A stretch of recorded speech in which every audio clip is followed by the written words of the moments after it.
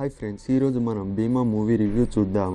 Movie విషయానికి వస్తే entry 50 minutes, last 50 minutes బాగుంటుంది. ఎంట్రీలో చూసుకుంటే పరశురాముడు గొడ్డలి సముద్రంలో వేయడంతో ఆ ప్రాంతం ఏర్పడినట్టు చూపిస్తారు. తర్వాత కమర్షియల్ మూవీగా మారిపోతుంది. మూవీలో మైనస్ పాయింట్ ఏమిటంటే హీరోయిన్ ఓవర్ యాక్షన్ ఎక్కువైనట్టు అనిపిస్తుంది.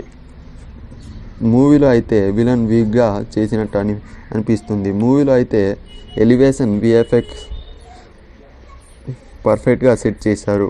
సాంగ్స్ అంతంత మాత్రంగానే ఉన్నాయి. బెస్ట్ పాయింట్స్ ఉంటే మన హీరో యాక్టింగ్ బాగా చేశారు.